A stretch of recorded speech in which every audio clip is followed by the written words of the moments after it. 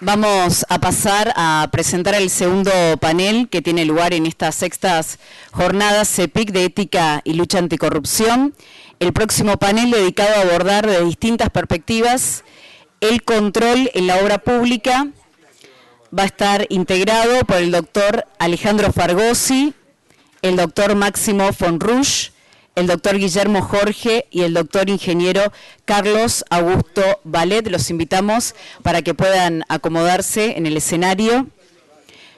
Como parte de la comisión organizadora va a ser responsable de este panel sobre control en la obra pública el ingeniero Augusto Israel Stigol, que es miembro de la Comisión de Ética Profesional y Lucha Anticorrupción del CEPIC, quien va a seleccionar también al final las preguntas que ustedes van a poder realizar a los expositores a través de los talones que van a encontrar en las carpetas que recibieron durante la acreditación. Vamos en primer lugar a presentar la intervención del doctor Alejandro Fargosi. El doctor Fargosi se recibió de abogado en la Facultad de Derecho de la Universidad de Buenos Aires con diploma de honor. Fue presidente de la Academia Argentina de Artes y Ciencias de la Comunicación y presidente de la Asociación Argentina de Derecho de las Telecomunicaciones. El doctor Alejandro Fargosi, además, director del Instituto de Derecho de las Comunicaciones de la Facultad de Derecho de la UBA y director de la División Jurídica de IDEA.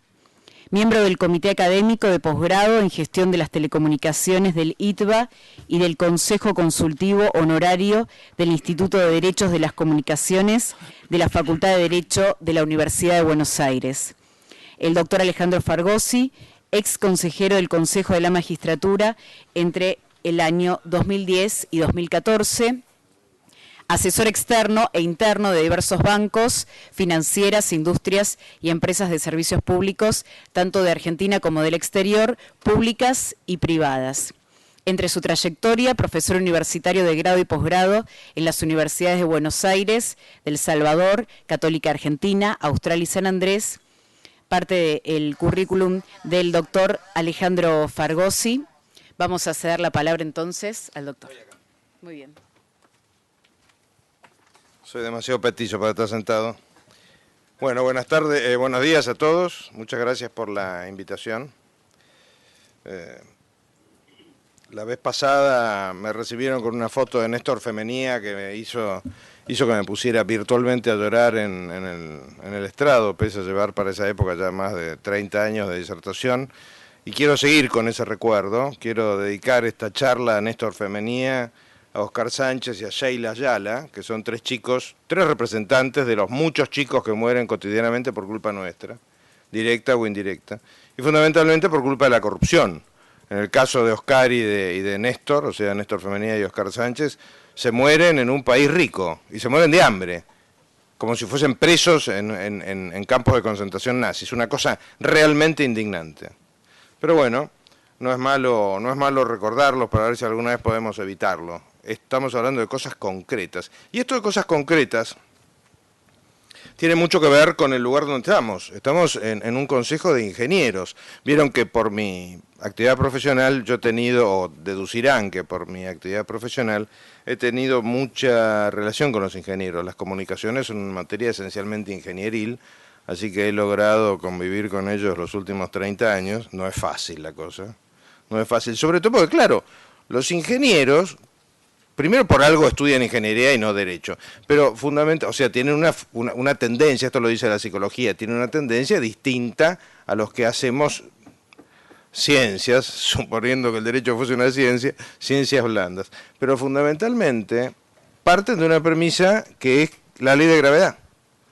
Pueden hacer casi cualquier cosa, de hecho han llegado a Marte, que en definitiva son ingenieros, pero parten de la ley de gravedad. Nosotros somos infinitamente más ladri que eso. Nosotros no partimos de ninguna ley. Nosotros construimos todas las leyes sobre las que nos basamos, más allá de que uno puede ser naturalista, positivista, pero dejando de lado esas honduras filosóficas, construimos todas esas leyes y por ese motivo, en los últimos 100 años, podemos haber sido con total racionalidad, haber sido esclavistas y haber sido antiesclavistas, podemos haber sido contrarios al derecho de voto de la mujer, favorables al derecho de voto de la mujer. O sea, cuando uno analiza desde un punto de vista ingenieril la abogacía, no lo puede creer.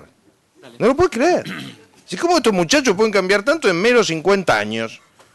Y se los explico, porque no tenemos ningún palenque donde rascarnos, como diría el Martín Fierro, o ningún punto de apoyo, como diría la sabiduría griega. Entonces, de alguna manera, mi pasión en estos pasados 40 años de abogacía es hacer un esfuerzo por materializar. Hay una anécdota que siempre me encantó, que me la contaba Julio Llanarte. Recordarán ustedes que Julio Llanarte fue juez de la Corte Suprema en la época de Frondizi y volvió a hacerlo en la época de Menem, un hombre brillante, y que contaba que una vez estando en una comida en casa de Neustadt, específicamente en casa de Neustadt, resulta que uno de los invitados era Dalmiro Sáenz. Y Dalmiro Sáenz, esto era una comida de 8, 10, entonces Dalmiro Sáenz se pone a charlar y dice, miren, la verdad es que todo lo que estamos hablando acá es muy interesante, pero ninguno de nosotros se va a acordar de lo que pasó acá, salvo que hagamos algo. Por ejemplo, y agarró un vaso de agua y lo estrelló contra la pared para desesperación de Neustadt y la mujer de esa época, que se llamaba Ani Costaguta, porque le arruinó la pared. Pero ese cuento que había pasado 30 años antes de que me lo hicieran, seguirá existiendo a medida que lo vamos reproduciendo los que lo conocemos. Hechos, no palabras. Res non verba, decían los juristas latinos, los romanos. Res non verba. Y fíjense hasta qué punto esto es así, que nos recordaba Balbín que Balbín Carlos, hace un rato, que en la facultad no se dan clases de ética y no se habla de corrupción, es cierto, en la facultad de Derecho es poco común que esto ocurra, pero gracias al bendito sistema buscador de palabras de Word, yo me dediqué a hacer otro análisis. ¿Qué palabra no se usa, que no está en los programas? No está la palabra eficiencia. Nosotros los abogados somos virtualmente inmunes al concepto de eficiencia. Nos es más comprensible el concepto de eficacia. Tarde o temprano se logrará justicia. Dentro de 48.300 años lograremos condenar a un fulano. Ahora, ¿eso es eficiente? ¿Sirvió para algo? ¿Sirvió para algo que dentro de poquitos días el amigo Ricardo Jaime haya invertido 2 años de su vida? En 2 años de su vida se habrá ahorrado ¿cuánto? 40, 50 millones, se habrá ventajeado. Va a poner 1 millón entre 300.000 en efectivo y lo que ya le sacaron, un barco, una casa. 2 años preso y es multimillonario. Es eficiente. Ahí no fue ni eficaz ni eficiente el sistema de lucha contra la corrupción. Y claro, obnubilado con eso y acobardado por el nivel jurídico de los que me precedieron y los que me siguen en el uso de la palabra, y no lo digo de forma, lo digo, realmente manejan áreas de derecho que para mí son maravillosas, o es maravilloso el tema de la tecnología incorporada al derecho, es maravilloso todo el sistema de compliance, el derecho administrativo ni hablar. Me le asomé hace muchos años a ser ayudante de segunda de Mayral y huí despavorido, no me daba el mate para semejantes honduras jurídicas, así que eso se los dejo a ellos. Yo me voy a dedicar, en la medida en que pueda, a tratar de quebrar el paradigma de que los abogados hablamos para abogados y que las leyes son cosas de, para y por abogados. Eso está mal. Está mal. Primera conclusión a la que he llegado después de tantos años: cada ley que es redactada solo por abogados está mal escrita. Punto. Mal escrita no porque se haya usado mal el lenguaje, que en general se lo usa cada vez peor, sino mal escrita porque pierde la potencialidad que le dan otras profesiones, cosa que aprendí precisamente en las comunicaciones. Ejemplo, les voy a poner este ejemplo vivencial. Y es que un día le voy a decir, Telefónica, año 1999, le digo al director comercial: che, Carlos, me acaba de mandar un mail, dicho sea de paso, porque no hacemos una campaña para hacer contrato con todos los clientes. Entonces me mira y me dice: ¿vos sos tonto? No, no soy tonto, soy abogado. O sea, quiero hacer contrato con todos los clientes, no hay un solo contrato heredado de Entel. Es decir, ¿para qué querés contratos con 3,5 millones de clientes, de los cuales cumplen perfectamente sus obligaciones 3.490.000? Y los 10.000 que a vos te impresionan no son nada en términos de ley de grandes números. Es un típico razonamiento ingenieril. Y a partir de eso, que ocurrió hace 20 y pico de años, empecé a profundizar, en la medida en que uno puede hacerlo, cómo tratar de unir lo que es nuestra teoría, que es imprescindible, porque esto que hemos visto en el panel anterior realmente es buenísimo, pero cómo tratar de unir eso, o cómo lograr, no tratar, cómo lograr unir eso con nuestra absoluta ineficiencia. ¿A qué ineficiencia me refiero? Me refiero a que hoy en día en la Argentina, ¿cuál es el panorama que tenemos? Pasamos de ser una economía cuarta, quinta del mundo a estar más allá del número 60, pasamos de tener uno de los niveles de educación más altos del mundo, incluyendo Europa, a estar por el piso, pasamos de tener un sistema que más o menos funcionaba más allá de las recomendaciones del viejo Vizcacha a tardar entre 15 y 20 años para llevar a cabo un procedimiento judicial. Tenemos el 99% de impunidad. Esto no es una cifra de señora gorda ofendida, esto es un dato, un número que surge de las estadísticas del Ministerio de Justicia, que afortunadamente da estadísticas ahora. O sea, una de las tantas cosas, de las muchas que han mejorado, es que el Ministerio de Justicia nos da estadísticas y entonces, ¿cómo llega esta cifra? Entre los delitos que no son descubiertos, los que no son denunciados, los que tienen condenas inferiores a 3 años, con lo cual no cumplen cárcel, etcétera, etcétera, los que se fugan, los que tienen salidas transitorias y nunca más vuelven, suma y sigue, 99% de impunidad. ¿Le tenemos miedo a la ley? No. Y no solamente no le tenemos miedo a la ley, y por eso cometemos todo tipo de delitos, los que tienen tendencia a hacerlo, obviamente. Al resto de nosotros llegamos a estacionar en doble fila y nos multan. Pero no solamente no le tenemos miedo a la ley, sino lo que es más grave, los jueces le tienen miedo a aplicar la ley. Y todavía más grave que los jueces le tengan miedo a aplicar la ley, es que nosotros los abogados nos han ido educando, no voy a decir mal educando, porque no tengo derecho a ser tan asertivo, ¿no?, a calificar, pero nos han ido educando de una manera tal que ustedes habrán visto que los abogados del panel anterior, no sé si quedó alguno de ellos o se huyeron ante la necesidad de ir a trabajar, estaban todos de acuerdo en algo que está de acuerdo la gran mayoría de la abogacía, y es, las penas altas no disuaden al delincuente.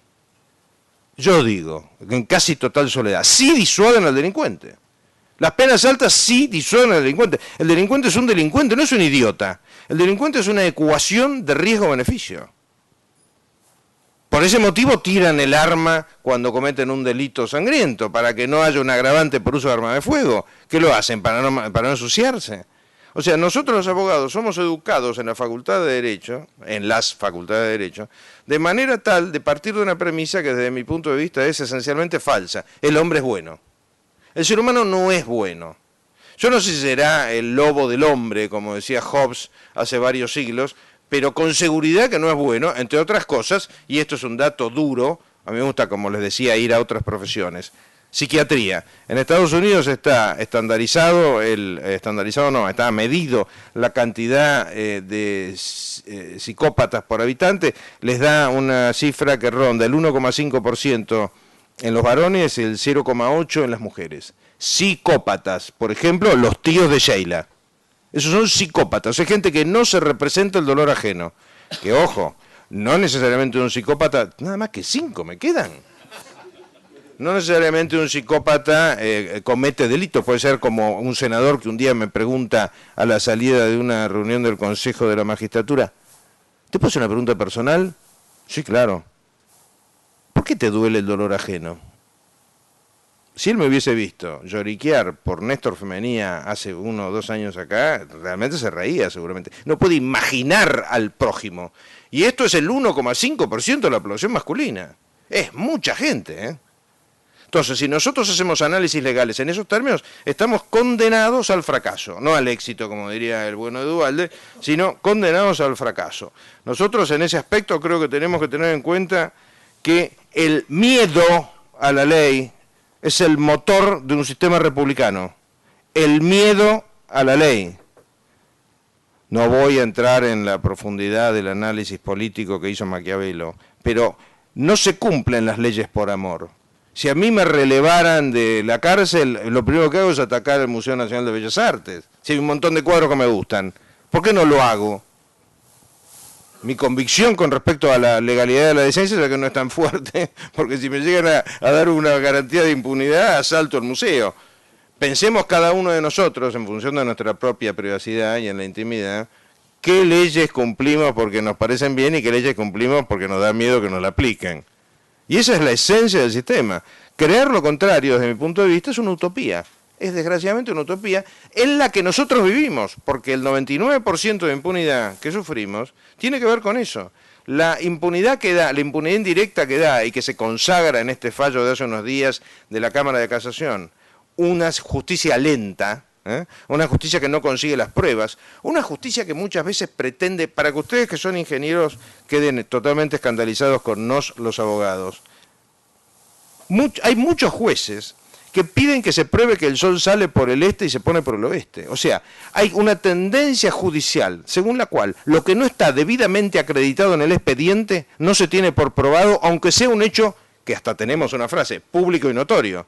Porque se ha ido la tendencia a perdonar, en lo que yo llamo el buenismo, es una cosa que la tenemos metida nosotros desde la facultad, donde ya bochar a un alumno es algo que se siente como, por ahí los ingenieros no es tanto, son un poquito más duros, pero ya bochar a un alumno es algo que se siente como una cosa que está mal, es responsabilidad mía que le enseñé mal. Señor, es responsabilidad del alumno que aprendió mal. Pongamos de una buena vez por todas el carro delante del caballo, porque si no estamos yendo para atrás, literalmente para atrás. La pregunta de Carlos Balbín, que me parece buenísimo, ¿dónde vamos a estar dentro de 18 años? Yo la contesto muy fácil, como vamos en el tacho. Como vamos en el tacho, porque nada de lo que está pasando es suficiente. Es un excelente indicio toda la investigación que está llevando a cabo Bonadío, todo eso muy bien, pero como viene diciendo precisamente el ministro de Justicia desde el año 2016, a juicio, hay que ir a juicio, no agotarse en investigaciones infinitas. Y por ese motivo es que pataleo cada vez que puedo con criterios de eficiencia. No puede haber tantas vacaciones, no puede haber en tribunales horarios teóricos, no puede haber ese divorcio de la realidad monumental que implica tener derecho a no pagar impuestos o tener derecho a un año sabático. ¿Quién de ustedes tiene derecho a un año sabático en la vida real? No existe. Ese divorcio entre la realidad, perdón que acelere, pero la primera acá me parece el cartelito de un minuto. Ese divorcio entre la realidad y el mundo ficticio del que debe aplicarnos las leyes, que es el Poder Judicial, hace que buena parte de nuestros problemas siguen siendo eternamente problemas porque no se corrigen. Entonces, las mismas cataratas de buenas intenciones y normas que eran espectaculares en mis primeros congresos de derecho hace 40 años, siguen siendo eso. ¿Saben qué es eso? Imaginen que esto es una ley. Bueno, no lo quiero romper porque me da pena. Pero imaginen que esto es una ley. Una ley es papel y tinta. Miren cómo se viola una ley, miren qué fácil se viola una ley. Si esto no se lleva a los hechos concretos, a la copa que tiró Dalmiro Sáenz contra la pared, vamos a estar hablando de esto mismo cuando los muy jóvenes que están acá, no todos, cuando los muy jóvenes que están acá tengan la edad de los otros que estamos acá. Que era un poco de alguna manera lo que me imagino que a varios de los que peinamos canas nos ha pasado. Seguimos hablando de los mismos desafíos. Muchachos, no quiero más desafíos, quiero concreciones, quiero gente en cana, quiero plata recuperada. Sin eso, todo lo que estamos haciendo es un divertimento para adultos educados, nada más. Sin cárcel efectiva, sin cárcel de 10, 20, 30 años. ¿Cuántos años piensan que hubiera recibido Madoff, ese estafador norteamericano en la Argentina? Creo que ya estaba libre. Y allá lo que le espera es morir en la cárcel, Tenemos de una buena vez por todas que ser estrictos, porque ya venimos haciendo desde hace demasiadas décadas la prueba de ser blandos, buenitos, café con leche. Tenemos que ser realistas. Hay, por supuesto, técnicas, toda traba en un procedimiento administrativo. ¿A qué da lugar? A un kiosco. Voy a decir algo solo para molestarlo a mi amigo Máximo von Rusch. Voto por el silencio administrativo admisivo, no denegatorio. Tengo la espalda que me da Mayral, ¿no? O sea, si yo solo no me atrevería a decirlo. Como lo dice Mayral, yo me sumo a esa tesis. En fin, hay una cantidad de remedios. Todo lo del compliance es clave. Es buenísimo las normas que estamos absorbiendo del sistema internacional, como decía Perrino. Todo eso es buenísimo. Pero en la medida en que no haya corruptos presos, nada va a servir absolutamente para nada. Porque, como también nos explica la ingeniería, por ejemplo, ¿cómo probamos dentro de 50 años que alguien curró? ¿Cómo probamos que una vereda no necesitaba ser reemplazada si está todo picado y vuelto a cementar? O sea, es muy difícil luchar contra la corrupción, agregando que es un delito que se comete en más intimidad que la gestación de un hijo. Es muy difícil probar esos delitos. Bueno, todo este tipo de cosas las tenemos que decir de frente, no ponernos colorados y preguntarnos por qué en otros países tienen menos. No es que no tengan corrupción, tienen menos. La corrupción es connatural al ser humano. Por supuesto que la única herramienta no puede ser el miedo al castigo, pero no puede ser una herramienta que falte. Es una condición necesaria, pero no suficiente. Gracias.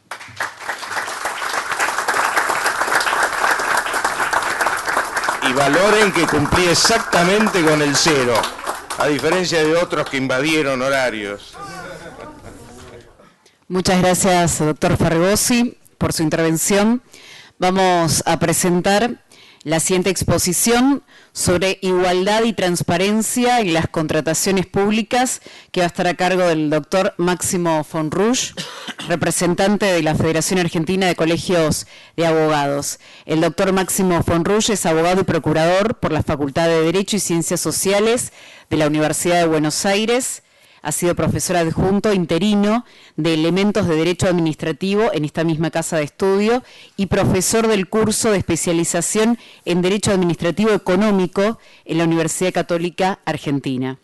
Es profesor además de la maestría en Derecho Administrativo en la materia Servicios Públicos de la Universidad Austral, profesor de la especialización en Derecho Administrativo de la Universidad de Belgrano en la misma materia. El doctor Fonrush es miembro del Instituto de Derecho Administrativo de la Academia Nacional de Derecho y Ciencias Sociales y ha sido también director y presidente del directorio del Colegio de Abogados de la Ciudad de Buenos Aires.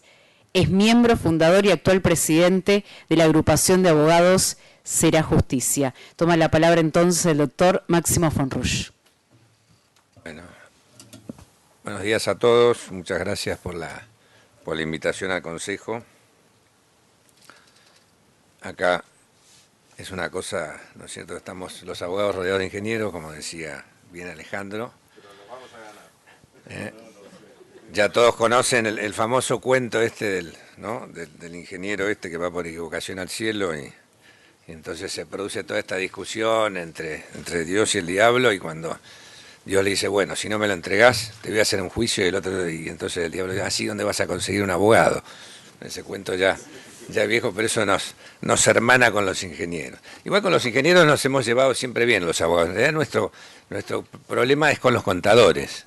Pues los contadores siempre se superponen, ¿no es cierto?, a lo que hacemos los abogados. En cambio, yo la verdad que con los ingenieros siempre me he llevado bien también por haber participado en varios procesos de toda la reforma del Estado, de las privatizaciones y demás. Estaba en contacto y en esto del derecho regulatorio con los ingenieros. Y además con los ingenieros aprendí una cosa muy importante, que no siempre 2 más 2 es 4. O sea, siempre cuando, ¿no es cierto?, se presentaba una cuestión que había que hacer una impugnación de tal cosa, porque había una sanción. Bueno, a uno le contaban todo el fenómeno, venía uno y me hacía toda la explicación de por qué desde el punto de vista técnico había sido una barbaridad la decisión que tomó la administración, etc. Entonces después lo hablaba con otro y otro me decía, bueno, pero no es tan así en realidad, porque... Entonces siempre había alguna cosita que de alguna manera me dio una sensación de que en algunas cosas nos parecemos más de lo que pensamos.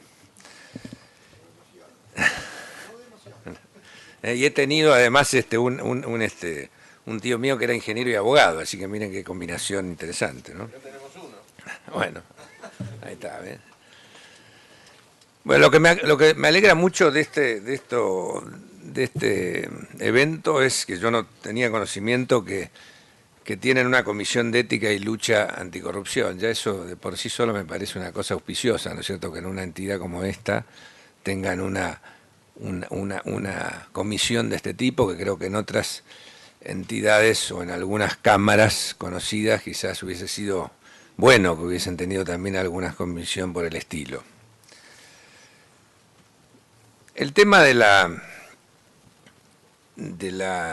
regulación de las contrataciones, básicamente trataré de esbozar algunas ideas sobre eso.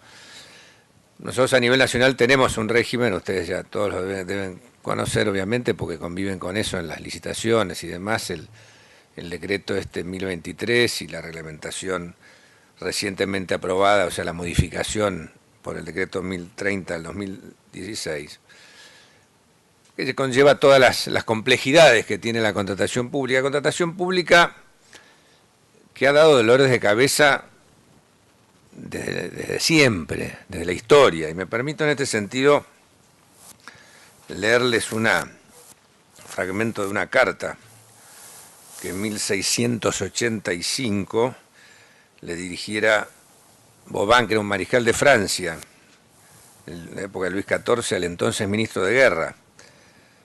Fíjense lo que dice en ese 1685.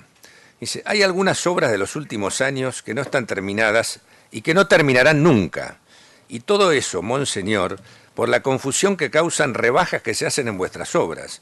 Pues es cierto que todos estos incumplimientos de contratos, faltas de palabra y renovación de adjudicaciones no sirven más que atraeros como contratistas a todos los miserables que no saben a dónde dar con sus cuerpos, los bribones y los ignorantes, y hacer huir a todos los que tienen dinero y que son capaces de realizar una obra.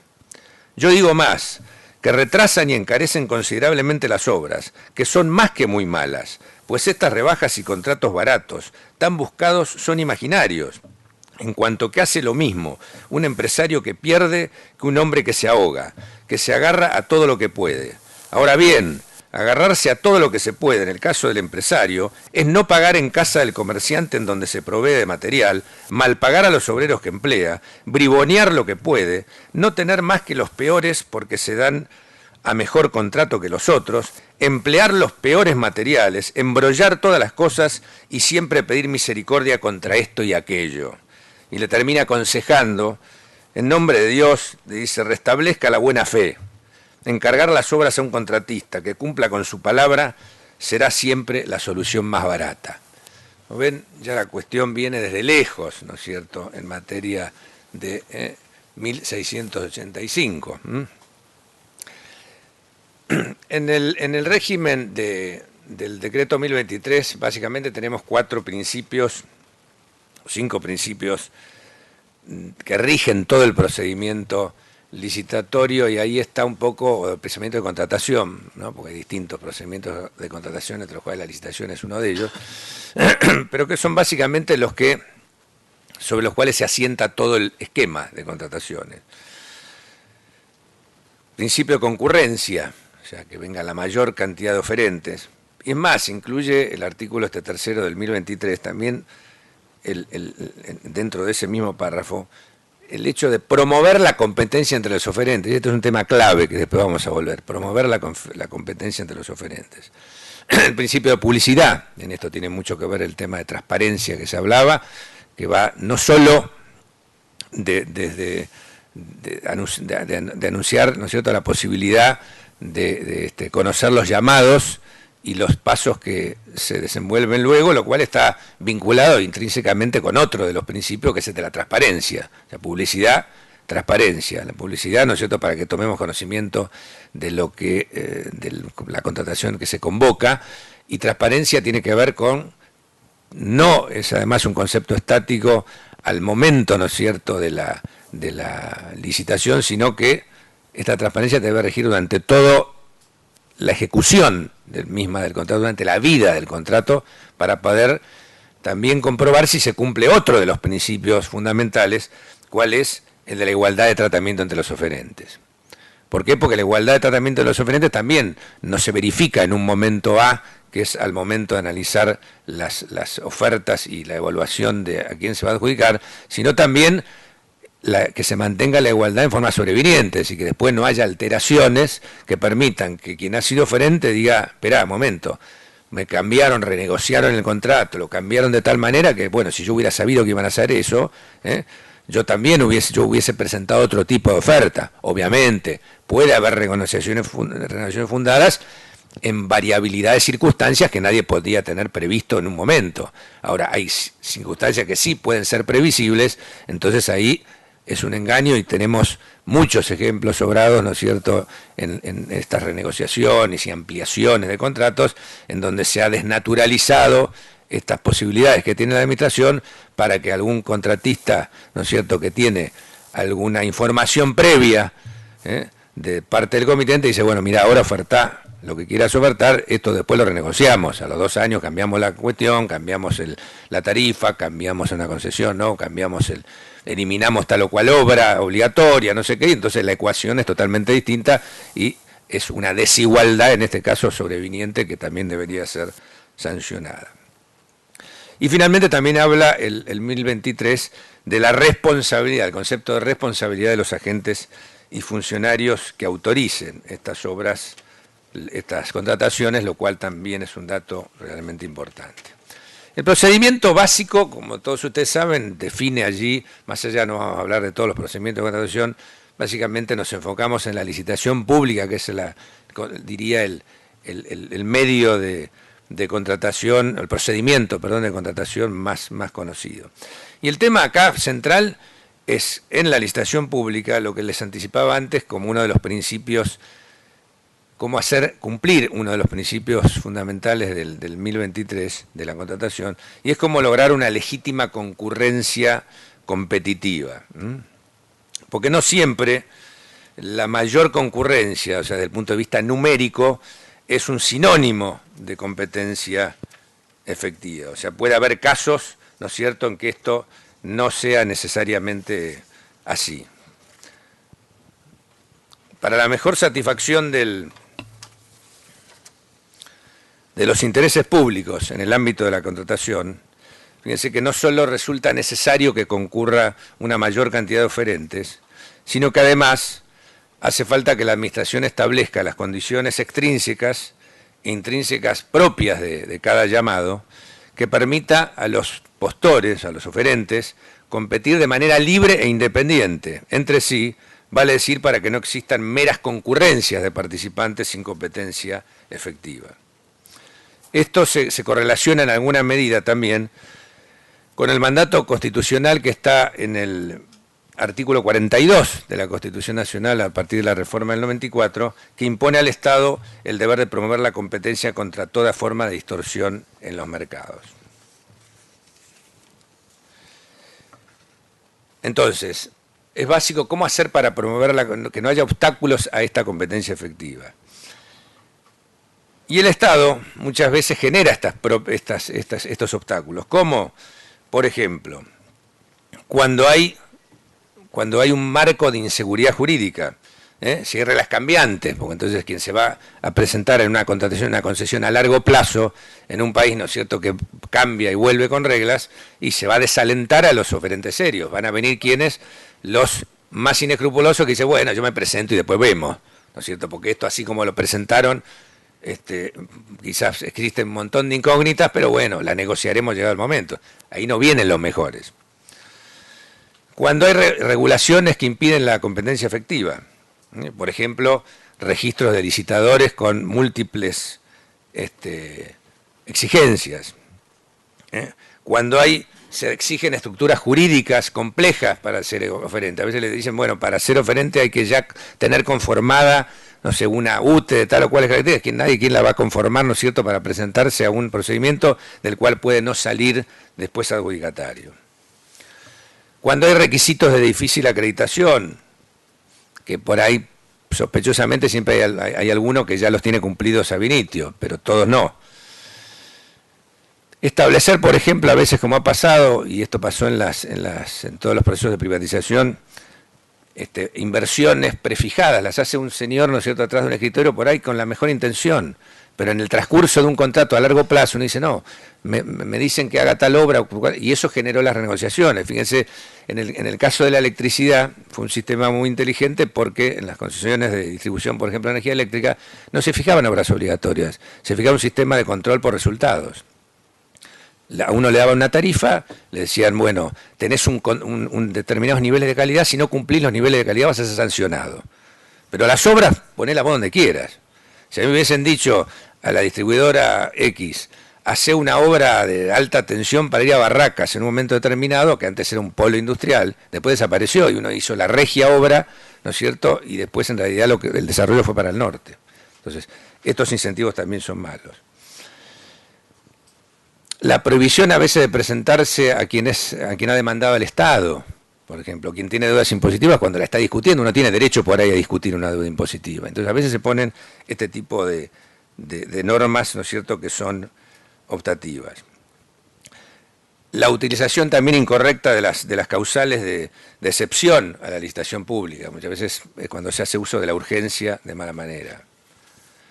Los requisitos a veces de compra nacional, local, etcétera, que a veces solo terminan llevando a que se sumen empresas locales para encarecer el precio, pero no que aporten una cosa efectiva. Las garantías de impugnación, ¿no es cierto? ¿Por qué? Si el que impugna es un colaborador de la administración, ¿por qué yo le fijo una garantía enorme y después, si no ha tenido éxito, la administración juzga que la impugnación no es correcta, no la devuelve, si uno es colaborador? Porque muchas veces admiten, sí, tiene razón, pero para mí eso es subsanable. Bueno, pero era cierto. O sea, mi impugnación se admite que lo que yo dije era comprobable, pero esto es subsanable. Bueno, pero subsanable, yo no mentí. Yo dije, no cumple tal cosa. Y después, y con esto termino, también está la falta de cultura de competencia por parte de los oferentes. Y esto nos lleva, ¿no es cierto?, a todo lo que pasó, a la historia que ya conocemos. La concertación, la coordinación entre oferentes, con o sin complicidad del Estado. Porque puede el Estado a veces generar las condiciones y que eso permita también que haya colusión, o simplemente ponerse de arreglo. ¿Y qué argumento, qué indicio? Porque es muy difícil probar eso, ¿no es cierto? Pero hay indicios que estos se corroboran con lo que pasaba en los años anteriores. Porque esto, si uno se pone a analizar las licitaciones de esa época, no se pedía vista de las actuaciones, porque siempre uno pide vista de las actuaciones para ver las otras, para ver si hay una impugnación. No había impugnaciones.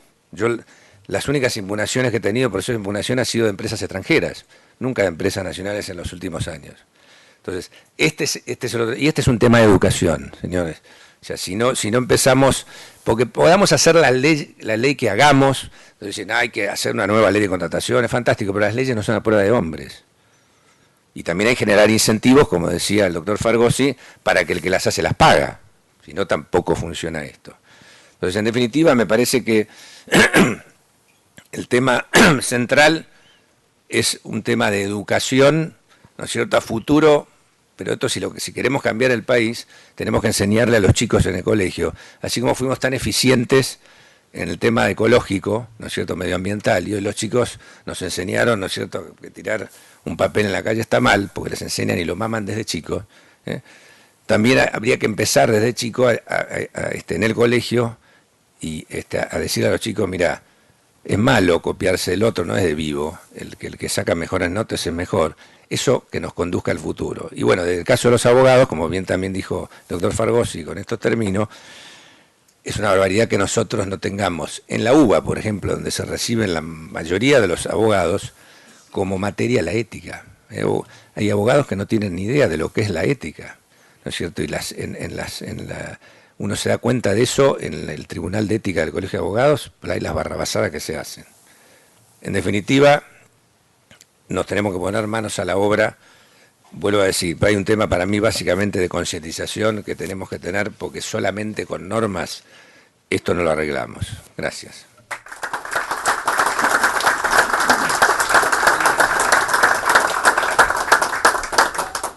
Vamos a continuar con este segundo panel sobre el control de la obra pública. Vamos a presentar ahora al doctor Guillermo Jorge, quien va a exponer acerca del reporte de alto nivel como mecanismo para controlar la corrupción en la obra pública. El doctor Guillermo Jorge es socio fundador de Governance Latam, una firma de abogados que están dedicados a la prevención del fraude, la corrupción y el lavado de dinero en empresas y a litigar además en representación de sus víctimas por la recuperación de los activos defraudados. Es frecuentemente consultado por organismos internacionales, el doctor Guillermo Jorge, en la Universidad de Nueva York, Estados Unidos, y también es investigador en la Universidad de San Andrés, en la República Argentina. Vamos a invitar al doctor Guillermo Jorge a dar comienzo a su intervención.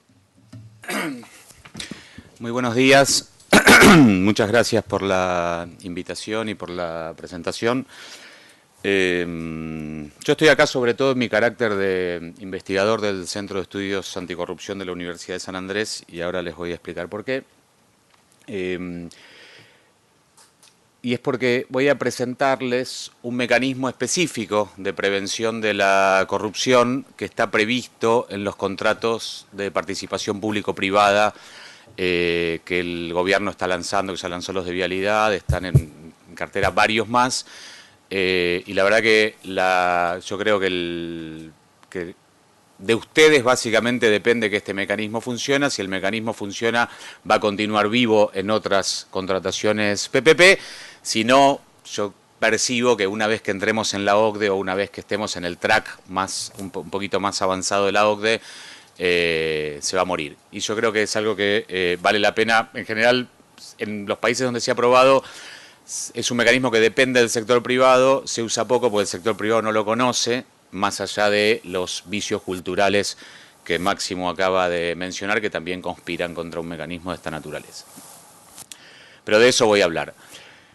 Si ustedes ven los contratos de PPPs, me refiero al marco regulatorio en general, a los decretos reglamentarios, desde la ley hasta los pliegos, van a encontrar una cantidad de mecanismos, sobre todo de prevención de la corrupción.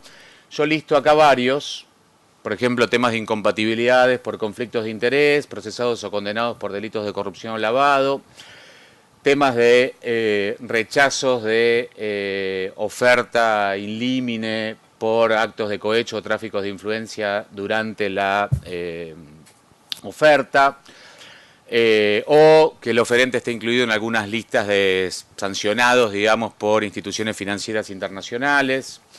Hay un procedimiento llamado procedimiento transparente de consulta, previsto en un decreto en particular.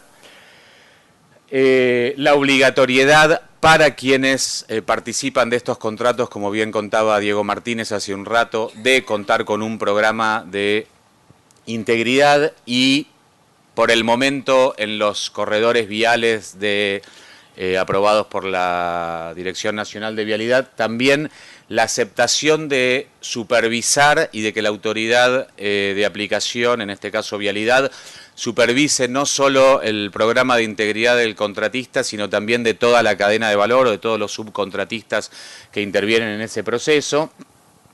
Y finalmente, el mecanismo de reporte de alto nivel, que es de lo que voy a hablar yo. Todos los demás se los dejo a mi colega Augusto, que va a hablar después de mí, y que el tema, digamos, es más o menos parecido. Entonces, para no pisarnos, yo voy a hablar un poco más del mecanismo, él va a hablar de los demás. Si después hay dudas, los podemos conversar en las preguntas. ¿Qué es el mecanismo de reporte de alto nivel y dónde lo van a encontrar? Lo van a encontrar en los pliegos. Es algo que no está en la ley, no está en los decretos, no está en las resoluciones, aparece colado, digamos, en los pliegos. Esto es un invento de las multinacionales grandes, es un procedimiento auspiciado por la OECD, está muy fomentado por un instituto de gobernabilidad que es el Basel Institute on Governance, que trabaja muy cerca, el presidente del Basel Institute on Governance fue el chairman del Working Group on Bribery de la OECD, digamos, la OECD y el Basel Institute trabajan muy cercanos, y la verdad que es una idea que tiene este origen. El origen es la queja de muchas compañías multinacionales tratando de participar en contratos de infraestructura que, buscando alguna solución, especialmente en países de tradición europea continental como las nuestras, en donde dicen, no hay una solución eficiente al momento en el que nosotros percibimos que hay algo raro. Me suena el teléfono en el mes, estoy preparando los pliegos y estoy preparando la oferta y me suena el teléfono y me dicen, che, ¿sabés que me dijeron que sería buenísimo que uses a fulanito como subcontratista porque fulanito no sé cuánto? O te aparece un tipo en el estudio y te dice, sería muy bien visto que en la audiencia pública hablara menganito o no sé quién. O sería, ¿por qué no incorporás la firma de no sé quién? Algo que vos decís, bueno, pará, yo estoy trabajando en mejorar mi producto, en ofrecer el mejor precio, y se me mete por la ventana la idea de que hay algo que no cierra, digamos. En esos casos especialmente, donde no hay un delito de corrupción que ya se haya cometido, en general en nuestros países no hay una solución formalizada, digamos, adecuada, especialmente las multinacionales que tienen que trabajar usualmente a través de actores locales. Lo que encontraban acá era, decían, bueno, cada vez que me pasa algo así, o lo dejo pasar y pierdo, porque el mismo tipo que yo dije, no, olvídate, no lo contrates, al final lo contrató mi competidor y perdí, o los abogados me dijeron, y bueno, podemos hacer una queja, esto puede judicializarse, puede terminar en un amparo, va a venir el juez, va a haber una medida cautelar, chau negocio, básicamente. Entonces, esto es un mecanismo que está es un mecanismo muy, no tiene mucha magia, digamos, no es muy complejo ni nada, pero está específicamente dirigido a estas instancias.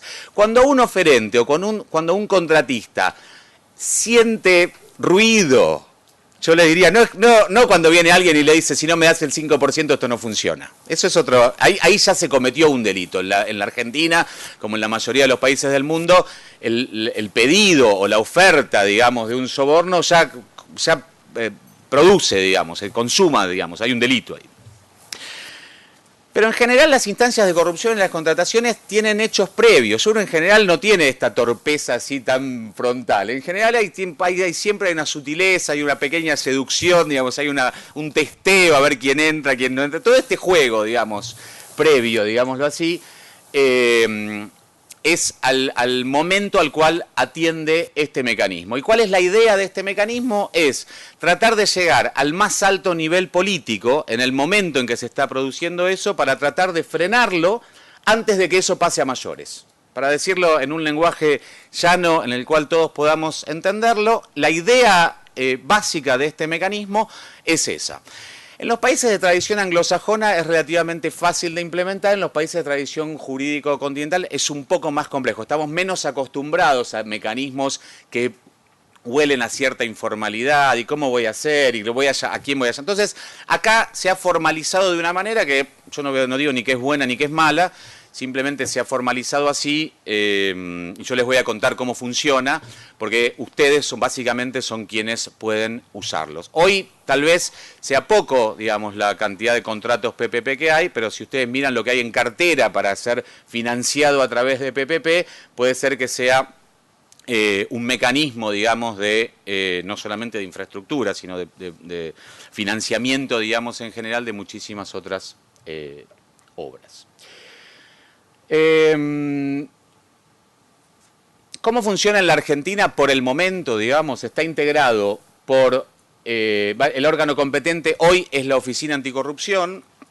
Acá, digamos, siempre estamos con el juego de las preguntas de, bueno, en el panel pasado preguntaban, bueno, ¿cómo hacen estas leyes y nos ponen en manos de estos jueces? Bueno, esto siempre es como el huevo y la gallina. Si uno se queda inmóvil, las cosas no cambian nunca. Probablemente alguien puede estar pensando, oh, pero la Oficina Anticorrupción depende del Poder Ejecutivo. Bueno, también hay un proyecto de que la Oficina Anticorrupción deje de depender del Poder Ejecutivo. Hay que ver si ese es el mejor órgano. Bueno, es un experimento, digamos. Tómenlo un poco así y traten de entender cómo se le puede sacar el jugo. La Oficina Anticorrupción está asesorada frente a un reporte por un grupo de expertos, y por eso yo decía que estoy acá en representación de la Universidad de San Andrés, porque yo soy uno de esos. Augusto es otro, digamos, el Consejo Profesional de Ingeniería Civil aporta, digamos, 2 expertos, porque en general para estos temas es bueno que los abogados y los ingenieros tratemos de entendernos para ver si hay sustancia, digamos, en el reporte que se presenta. Los reportes pueden presentarse cuando hay o uno intuye, digamos, que puede haber direccionamiento en los pliegos, que puede haber un soborno o una tentativa de soborno o algún mecanismo, digamos, para canalizar una coima, cuando uno advierte que puede haber un conflicto de interés o cuando hay tráfico o cuando uno percibe que puede haber tráfico de influencias. Pueden reportar, por el momento es un mecanismo bastante cerradito, digamos, el gobierno está acá medio, mi intuición, digamos, esta es mi percepción de cómo funciona, un poco queriendo congraciarse con la OSD en el proceso de tratar de entrar al club y entonces admite, digamos, experimentar con este tipo de propuestas, pero lo hace de una manera limitada, de modo tal de que pueda cumplir, digamos, con las expectativas. Y entonces, por ejemplo, los de vialidad funcionaron solamente para el momento de el proceso, digamos, hasta la oferta. Una vez que se adjudicaron, el mecanismo ahí dejaba de funcionar. Porque, bueno, la Oficina Anticorrupción dijo, no tengo capacidad para investigar, necesito contratar 20 abogados para ser querellante en los cuadernos. Imagínense si me tengo que poner a supervisar contratos que tienen 20 años de duración. Entonces, como paso a paso, les diría.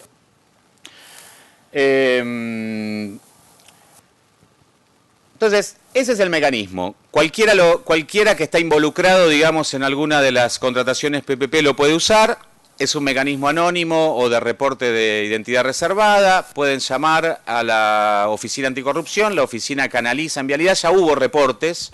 Los reportes no estaban vinculados con ninguna de estas conductas que habilitan el mecanismo de reporte de alto nivel, pero sí fueron canalizados, se advirtieron, digamos, otro tipo de problemas que fueron canalizados a través de las autoridades competentes. Entonces, básicamente es algo que en la Argentina, bueno, Máximo decía, en la década pasada no hay impugnaciones directamente, la gente no toma vista, estos son motivos de cartelización, indicios de cartelización. En la Argentina no hay una cultura, digamos, de denunciar irregularidades. Uno en general espera que lo inviten a algún club y si no me toca esta, me tocará el que viene. Eso, digamos, este tipo de mecanismos es parte de tratar de romper un poco con esa cultura.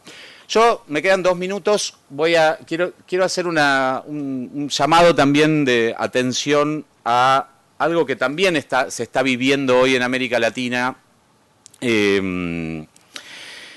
y que tiene que ver un poco con lo que hablaban mis colegas acerca de cómo hacemos las normas. Cuando hacemos las normas, yo les diría, esto es una discusión que hay hoy en casi todos los países en donde el caso de Odebrecht explotó fuerte, digamos. Yo ahora les voy a mostrar algunos datos.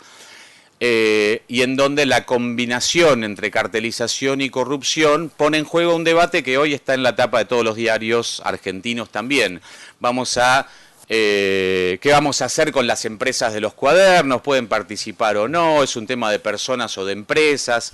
Entonces, yo quería aportar un poquito a este debate también, porque en la Argentina hacemos las leyes como que las cosas no van a pasar nunca. Los contratos obtenidos a través de corrupción son nulos, de nulidad absoluta, dice el 1023. Yo creo que por suerte eso no se le aplica a los contratos PPPs, porque ahora que vemos que son nulos de nulidad absoluta, cuando además la obra pública está cartelizada, nos agarramos de los pelos porque no queda ninguna empresa en pie que pueda seguir cotizando ofertas. Entonces, cuando hacemos las leyes como si nunca se fueran a aplicar, y los políticos muchas veces tenemos tolerancia cero frente a la corrupción, cuando todos sabemos que la obra pública de la Argentina está cartelizada hace muchísimos años, y eso puede ser una falla de la cual tenemos que corregir. Yo traje algunos datos de países, por ahí esto lo puedo pasar porque no tengo tiempo, pero traje algunos datos de países que nos permitirían abrir los ojos y pensar un poco en la pregunta que nos hacía Carlos Balbín, en dónde vamos a estar en 18 años. Fíjense lo que pasó con las PPPs en Colombia y en Perú. Estos son datos extraídos de un paper del Banco Interamericano de Desarrollo que se publicó esta semana. La verdad que los agregué en la presentación porque me pareció interesante. Aumenta en billones de dólares, hasta 9.000 millones de dólares prácticamente la inversión en PPP sostenidamente desde que se aprueban las leyes en 2012 hasta 2015, 2016. Cuando estalla el caso Odebrecht, esto baja a prácticamente cero. ¿Sí? Esto muestra que la obra pública no está cartelizada solamente en Brasil o en Argentina, sino que en Perú y Colombia el fenómeno debe ser relativamente parecido. Entonces, me queda solo un minuto. Esta es una discusión que yo creo que es muy importante y a la que no solamente los abogados, sino que todas las profesiones y todos los que conocen el métier, digamos, de la infraestructura pública deberían contribuir. La discusión es entre declamar cero tolerancia o aplicar penas relativamente proporcionales. Esta presentación ustedes van a tener acceso después en la página web. Yo les puse acá, no tengo tiempo para revisarlas uno a uno, qué soluciones encontraron Perú, Colombia, Panamá y qué es lo que se está discutiendo en Argentina. Acá hay un fideicomiso para garantizar ahora extendido, digamos, para garantizar el repago de los fondos a los bancos. y se discute porque la causa de los cuadernos no es sobre PPPs, digamos, ni había responsabilidad penal de las personas jurídicas en la época de los cuadernos, que es la ley que explicó Diego Martínez, y entonces hay una salida, digamos, intermedia, que es la separación entre la responsabilidad individual y la responsabilidad de las empresas. Pero me parece que este es un tema que, si queremos estar mejor en los próximos 18 años, que es la reflexión que nos pedía Balbín, nos tenemos que ocupar de manera urgente y no tenemos que esperar, no tenemos que seguir declamando tolerancia cero, si tenemos que entender qué pasa en una economía en donde muchas, no solamente de infraestructura, muchas industrias están cartelizadas no solamente porque no sabemos competir, es porque la inestabilidad macroeconómica requiere que uno asegure confianza. Yo el otro día estaba con un cliente, me impresionó mucho, estaba con un cliente el día que subía el dólar y la reunión que estaba prevista para durar 1 hora duró 3 porque llamaban competidores para ver qué iba a hacer.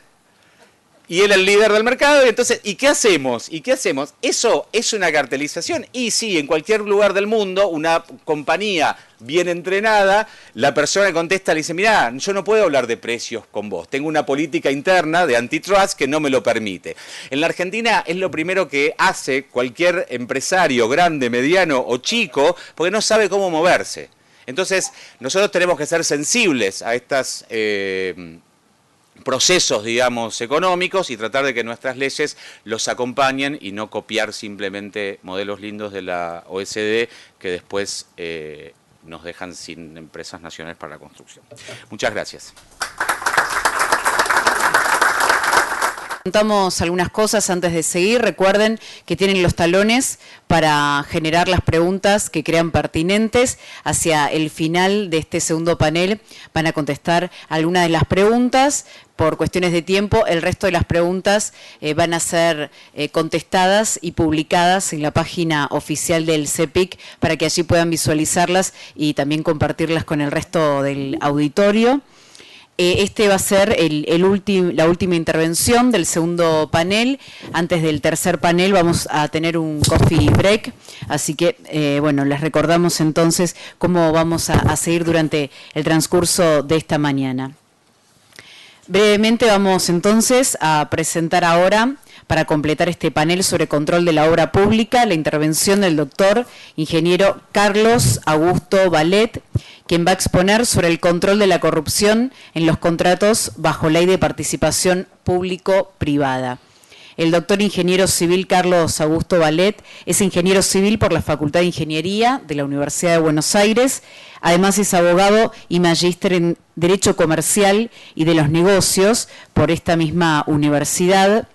El doctor Carlos Augusto Balet es fundador de Ibalsa Ingeniería y Construcciones, la empresa especializada en construcción de obra pública y contratista principal en más de 35 obras públicas. Actualmente se desempeña como representante técnico de la empresa, es miembro de la Comisión de Ética y Lucha Anticorrupción del CEPIC y miembro de la Comisión de Incumbencias de esta misma institución. Experto en temas técnicos jurídicos y análisis y seguimiento de licitación y también contratación de obra pública en construcción civil y miembro del grupo de expertos que asesora al órgano de alto nivel de la Oficina Anticorrupción. Cedemos entonces la palabra al doctor ingeniero Carlos Augusto Balet. Muchas gracias al CEPIC nuevamente por permitir la intervención a través de la Comisión de Ética y Lucha Anticorrupción. Bueno, vamos a tratar de hablar de algo de ingenieros, algo que específicamente de ingenieros civiles, que esta vez aún a riesgo de estar contracorriente o de no ser políticamente correctos en cuanto al tratamiento, dado que tendríamos que ver si hay algún riesgo o si hay riesgos de corrupción o de episodios futuros de corrupción dentro de estos nuevos mecanismos tan publicitados que son conocidos como mecanismos de participación público-privada, los PPP, ¿no? Digo riesgo porque, bueno, mismo por el planteo del tema, indica que, bueno, es algo que el gobierno está haciendo, que se le está dando mucha importancia, que en cierta forma que es conveniente no agitar mucho las aguas sobre el tema, pero se hace con un criterio modestamente objetivo y viendo problemas o viendo puntos grises en este tema que nos lleven, como dicen, como han dicho anteriormente, en 10 o 15 años a hablar nuevamente de nuevos problemas de corrupción o nuevos mecanismos desconocidos en la actualidad, porque de eso se trata. Es decir, lo pasado, pasado está. Realmente hablar de corrupción, hablar de la putrefacción del tejido social, eso es, a través de un sinnúmero de delitos, es una anécdota en el ámbito, esto es una opinión personal, no estamos acá para denunciar a nadie, ni para hacer leña del árbol caído, ni para hablar de bolsos, ni de cuadernos, ni nada por el estilo. En tal caso serán el punto cúlmine de una situación social y cultural que tenemos, un punto máximo. Pero hay un sustrato cultural que persiste. Hay una serie de conductas que persisten en el tiempo, desde antaño, yo diría desde la década del 30, para ser más específicos, que atañen al acuerdismo, a la cartelización, a muchos vicios que el mismo sector privado, que el mismo empresario ha tenido y que aún hoy, y esto lo hemos visto en una reunión reciente convocada para la Universidad de San Andrés, aún hoy carece de un punto que es la autocrítica, ¿no? Las cámaras involucradas, en esto quiero ser preciso, las cámaras involucradas en esto aún no han hablado en sentido autocrítico. Y es notable en un país que ha tenido esta autocrítica de las Fuerzas Armadas. Es decir, si nos ponemos a tomar algún tema realmente sensible de los últimos 40 años, hemos llegado hasta ese punto, pero sin embargo en nuestro esquema social no tenemos autocrítica de este problema. Eso es una realidad. Por eso digo que es también un riesgo avanzar sobre esto, porque puede ser interpretado como estropear nuevos negocios. Entrando al punto que nos convoca, la Ley de Participación Público-Privada, la 27.328, es una ley que trae el gobierno en 2016 a través de sistemas ya conocidos en Europa desde la década del 80. Es decir, en Europa, en la época de Thatcher, hacia fines de los 80, se empezó a implementar en el liberalismo inglés thatcheriano hasta principios del 2000. En España también se aplicó. El sistema, para ser breve, induce a la demolición prácticamente del esquema de obra pública que nosotros conocemos. Este es un punto vital para que sea comprendido, tanto por ingenieros, por abogados, y por todos los que trabajamos en el tema de obra pública. ¿Por qué digo demolición? Porque la misma ley, en su inicio, implica que no se aplicará ni de forma analógica, ni supletoria de acá en adelante la ley de obra pública. La vieja ley de obra pública, que es el epicentro de toda nuestra contratación de los últimos 30, 40 años, no rige para este sistema. Pero tampoco, no solamente no rige la ley de obra pública, sino que también han habido determinados puntos específicos colocados en la ley de participación público-privada que son notorios. Por ejemplo, no rige el artículo 765 del Código Civil y Comercial de la Nación, que habla del tratamiento de las obligaciones en pesos, o sea, volvemos a dolarizarnos. Y otro tema que me llamó mucho la atención es que tampoco deroga explícitamente los artículos 7º y 10º de la ley 23.938. Me preguntarán de qué estamos hablando. Se trata de la ley de convertibilidad. Aquellos artículos eran los que eliminaron la indexación y los mayores costos de las famosas fórmulas polinómicas de los 80, que derivaron en desastres para el sector público, también por una mecánica bastante objetable de parte de determinadas cámaras. ¿Qué quiere decir? Que ahora tenemos un sistema que no rige, en el cual no rige la ley de obra pública y que además permite, entre otras cosas, la indexación. Eso como para empezar a abrir el panorama. Se podría decir que el esquema es bastante libertario, o sea, es un esquema que apoyándose en la necesidad, o en la necesidad de fondos de parte del Estado, aportado por privados, determina que estos privados salgan a conseguir fondos de entidades financieras para realizar obras y, una vez realizadas esas obras, emitan certificados que pueden ser canjeables, en este caso en la ley de PPP, como títulos de deuda externa.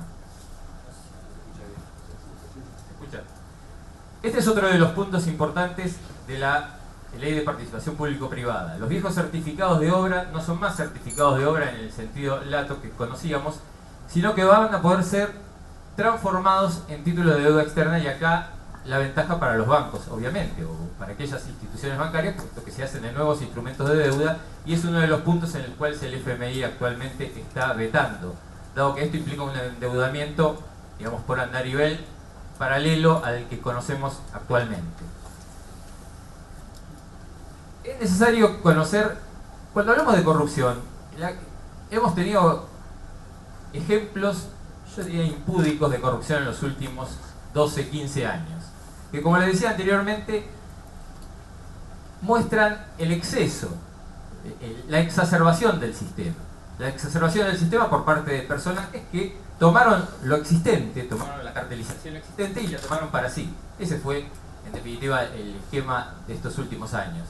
Se apropiaron de aquella cartelización de los privados y la tomaron para sí, estando en ambos lados del mostrador. Descartado este punto, que sería el de las investigaciones actuales, por las investigaciones que están haciendo, por las confesiones que existen, subsiste toda una mecánica de corrupción tradicional, a tal punto de que la cartelización aún no es combatida en ninguna ley específica. Días atrás, en una de las reuniones de la Oficina Anticorrupción, planteé esto, es decir, planteé qué sentido tiene, dentro de los mecanismos de reporte de alto nivel que se mencionaron acá, la cartelización empresaria, o sea, el acuerdismo. Bueno, la respuesta que tuve fue un poco liviana, un poco decepcionante, dado que se considera que ese acuerdismo sería penado por la ley de defensa de la competencia. Gracias.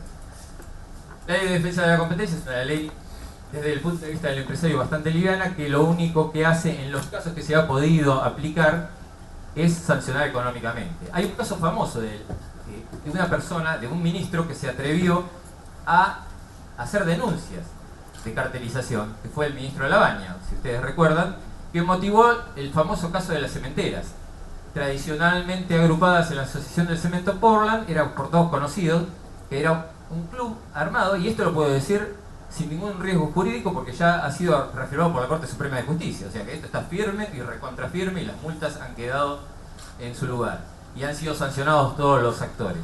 En la Asociación del Cemento Portland era habitual, de la época de la maldita Fortabat, que se convinieran los precios, y se convenían los precios por regiones, descontando el precio del flete. Entonces, si uno estaba en Paraná y tenía la fábrica a 10 minutos, le cargaban el precio de la barría más el flete a Paraná.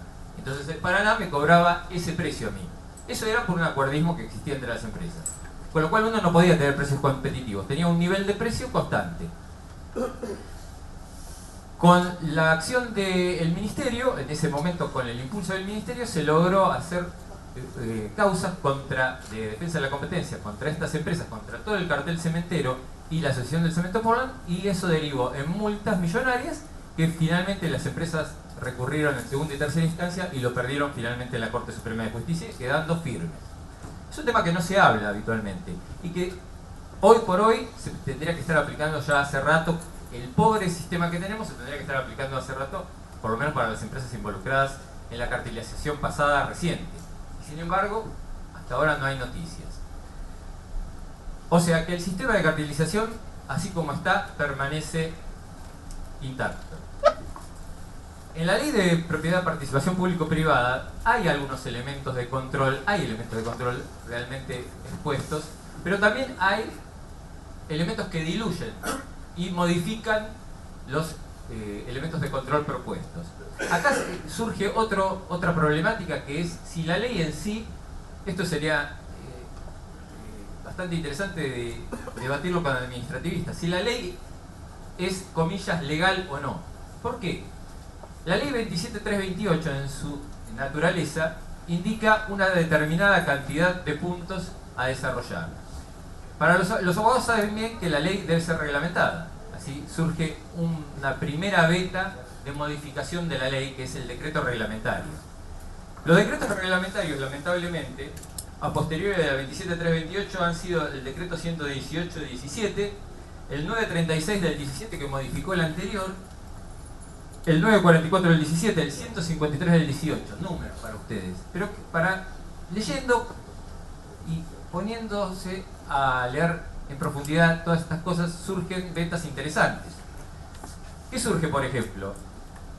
Que el decreto 153 del 18 creó el fideicomiso financiero con el banco el Vice, que es el que regula, tiene el monopolio de los elementos financieros para el programa de participación público-privada. Un detalle: ese decreto salió posteriormente al llamado a licitación de los corredores viales. Fíjense qué cosa que uno diría, qué sugestivo. ¿Qué empresario iría a comprar un pliego siendo que a los días se modifica un instrumento tan importante como la financiación? Para pensarlo. Otras variantes se hicieron agregados, como por ejemplo la posibilidad de no solamente financiar, sino poner en ese fideicomiso, una vez concretado el fideicomiso, llevar ese fideicomiso cual recipiente una serie de fondos del Estado, como pueden ser los impuestos de autopista, como pueden ser contribuciones por peaje si las hubiera, es decir, una fuente de fondos públicos, no solamente el fondo que va a poner el banco, supuestamente lo ideal que nos dicen a todos, bueno, el programa de participación público-privada, viene un señor, pone la valijita, esta vez la pone bien, la valijita la pone enterrada en el asfalto, y después cobrará sus certificados, cobrará los certificados de obra, el Estado tendrá que pagar los títulos de deuda, etc. Pues bien, esto que originalmente se piensa así, actualmente deriva en una serie de instrumentos financieros que conllevan a ese fideicomiso, que involucran que nosotros, una vez más, vamos a ser partícipes de la fiesta. ¿Cómo? Pagando de antemano en muchos casos. Y después les voy a comentar una anécdota. Como otros organismos de elementos de control que pone la ley, está el tema de la Comisión Bicameral de Seguimiento. Sí. La Comisión Bicameral de Seguimiento para el Programa de Participación Público-Privada aún no funciona. Sin embargo, esos programas ya han sido adjudicados. ¿Qué pasa actualmente? Acá viene el tema que quiero dejar en el aire y que sí motiva debate. El programa de participación público-privada tiene muchas, pero muchas zonas grises, dado que arrasa con lo conocido en obra pública y plantea un escenario nuevo, no debidamente aceitado. Cuando digo no debidamente aceitado, digo que no parece haber un control específico, riguroso, como el que teníamos, aún con defectos, teníamos con vialidad, con la ley de obra pública, con el organismo de concesionarios viales, porque ese es otro tema que me había olvidado. Es decir, la ley de PPP también da por caída la ley de concesiones viales. O sea que la gente que trabaje ahora no va a estar sometida a la ley de concesionarios viales y por lo tanto no va a estar sometida al control del organismo de concesiones viales, a lo COBI. Y entonces, para tratar de dar una visión realista, traté de ir a la práctica. Y yo le pido un segundito más. Recorrí 4 veces en estos últimos 15 días el corredor vial B. Luján, Mercedes, Santa Rosa. Me llamó la atención que había habido una total evacuación de equipos de lo que era CIPSA, no recuerdo bien porque fue Nuevas Rutas, OMAC, después vino Esuco, que era la anterior concesionaria, y ahora hay una gente que está ahí dando vueltas. Me llamó mucho la atención que habían desarmado todo el sistema de controles, a pesar de lo que me dijeron en las casillas de peaje. Sin embargo, cual animal de costumbre, vamos a la casilla y pagamos. Había una casilla con luces, las 4 veces que pasé, 3 de ida, 3 de vuelta, 6 veces en realidad, y ahí dejé una cantidad de 75 pesitos a la ida y 75 pesitos a la vuelta. A la vuelta ya alertado de esto, hice parada en uno de los puestos, el de 9 de julio. Y empecé a preguntar. Es cierto, hay una concesionaria, dice acá, fulano de tal y tal, no importa el nombre, que no tiene ya la regulación de lo COVID, obviamente. Lo concreto que hay ahí es una situación de peaje actualmente, que es lo que consulté. Y mi consulta fue muy ingenua. ¿Bajo qué régimen legal me están sacando plata? Me llevaron a una persona, me llevaron a otra persona. La cara de la persona de la casilla de peaje no era muy amistosa, entonces tuve que ir a la oficina. Y realmente el encargado no supo qué decir. No tienen régimen legal, no hay organización legal, pero sin embargo están cobrando una suma de dinero a la manera del peaje tradicional, sin ley de peaje, sin organismo de control. Y le comenté al señor, bueno, este era un sistema donde el señor tenía que traer la valijita con plata, ponerle el asfalto, ponerlo en su lugar, hacer la autopista Mercedes-Bragado y carril seguro Bragado-Santa Rosa. Y me dijo, sí, bueno, después de muchos titubeos me dicen, bueno, la verdad que no tengo instructivo. Antes teníamos un instructivo, ahora no tenemos nada.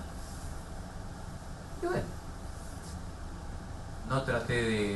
no fui a hacer ninguna revolución, pero en definitiva me encontré con un sistema en este momento anárquico y fuera de control. Sí me llamó la atención, y para terminar la anécdota, que el señor me dice, sí, bueno, ha venido un ingeniero especialista en suelos. Digo, bueno, van a empezar a hacer el otro carril. Digo, me mató. Realmente vine, pregunté, pero en la práctica. Y me dice, sí, vino el ingeniero especialista en suelos porque vamos a construir otra casilla de peaje. Y la verdad que, les digo la verdad, yo me reí como ustedes. Ni me dio para indignarme. Me fui, pagué los 75 pesitos y vine a transmitir esa experiencia. Así que bueno, eso vale como punto luz amarilla para decir que este no es aparentemente un sistema perfecto, le faltan muchos eslabones en la cadena y es pasible de todo tipo de actos de corrupción sin ninguna duda. Muchas gracias.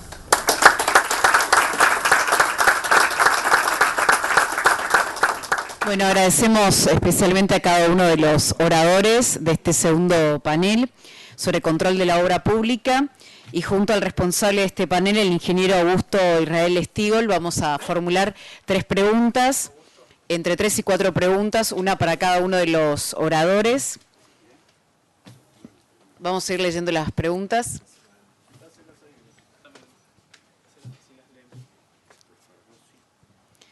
Primero para el doctor Fargosi. El corrupto, dice, es un criminal de guante blanco, mientras que se menciona un 99% de impunidad para corruptos. La cárcel está hecha de personas pobres, está llena de personas pobres, producto de la pobreza estructural argentina. Quizás la diferencia esté por la educación.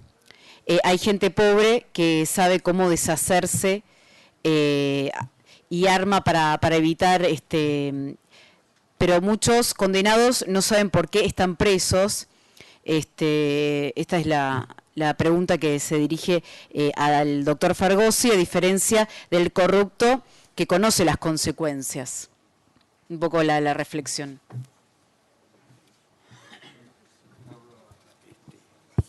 El asunto es... No entendí muy bien la pregunta, pero lo resumo en otros términos. Primero, la Argentina tiene la mitad de presos por habitante que tienen Uruguay, Brasil y Chile. Esto ya indica que no es que haya pocos presos. En realidad hay poquísimos presos. El gran drama que tenemos es que no hay ningún preso de guante blanco. Bueno, ahora empezaron a haber 2 o 3, pero no tenemos preso de guante blanco. Ese es el gran punto. ¿Por qué no los tenemos? No los tenemos por el simple motivo de que la técnica defensiva... El sistema penal está previsto para proteger al delincuente desde siempre. Es el famoso indubio pro reo. Eso no está mal desde un punto de vista teórico. El problema es que cuando se convierte en una burla a los que cumplimos la ley, sí se pone la cuestión castaño oscuro. Pero no tiene digamos, creo que el punto no es que haya gente que está presa injustamente, sino que hay gente que está libre injustamente. Ese es el gran desafío. Pero bueno, es un tema imposible de resumir en una pregunta y una respuesta, ¿no? Gracias, doctor Fargosi. Una pregunta para el doctor von Rusch.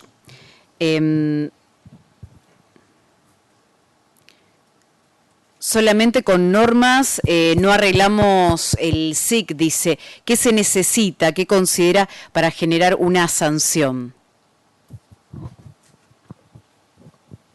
Para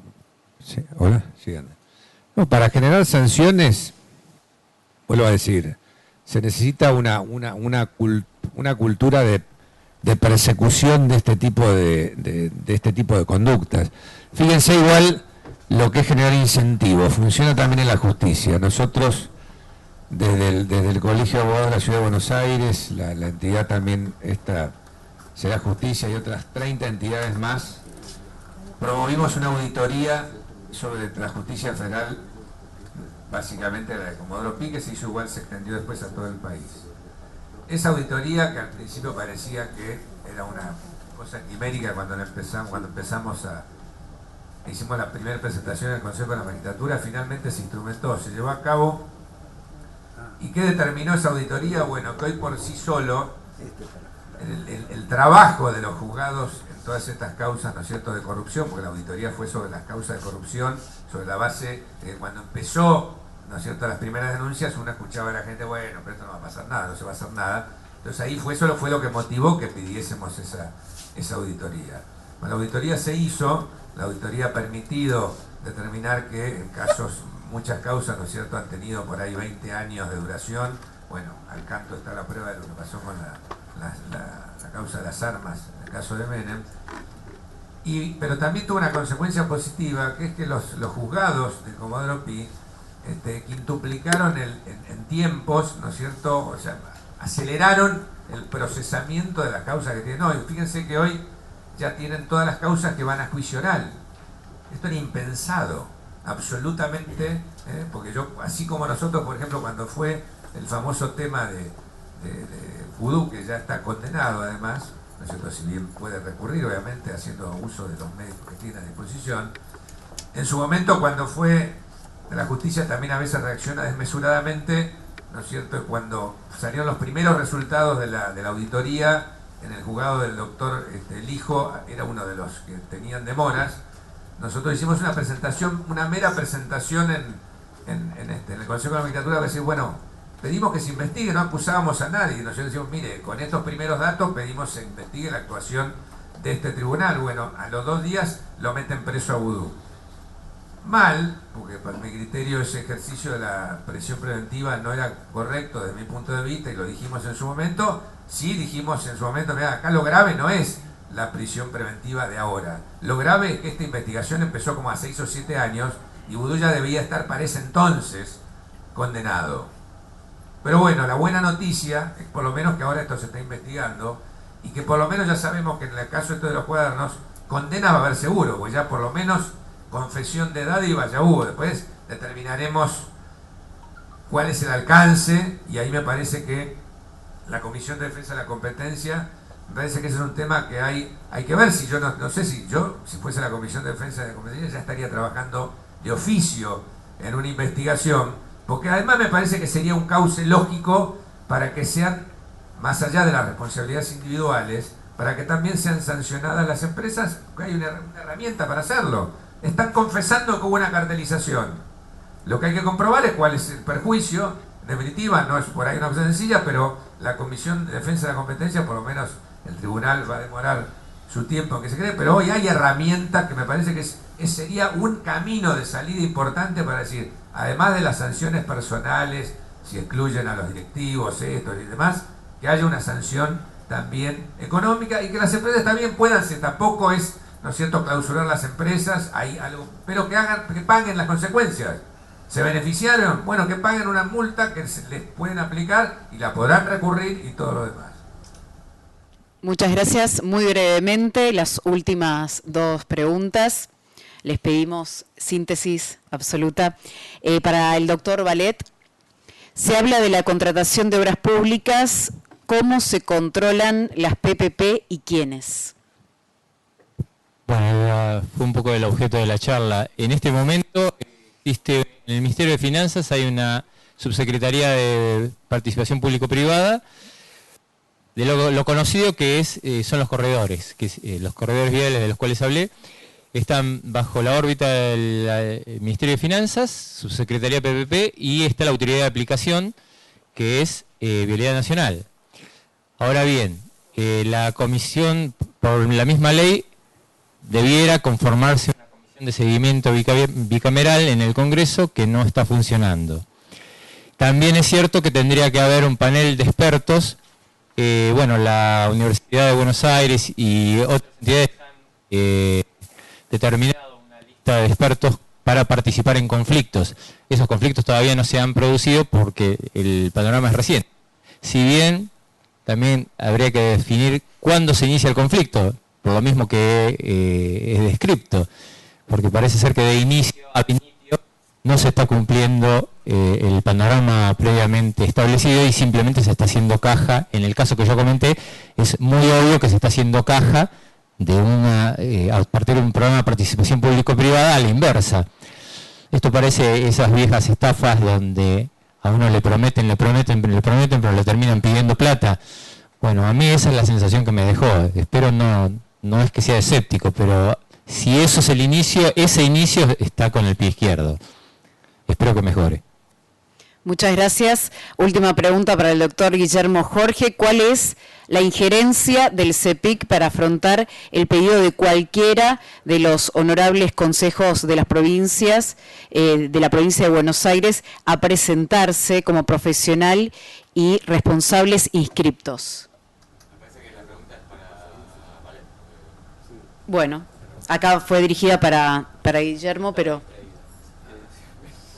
Sí, no hay ningún problema. ¿Cuál es la injerencia del CEPIC para afrontar el pedido de cualquiera de los honorables consejos de las provincias de Buenos Aires a presentarse como profesional y responsables inscriptos?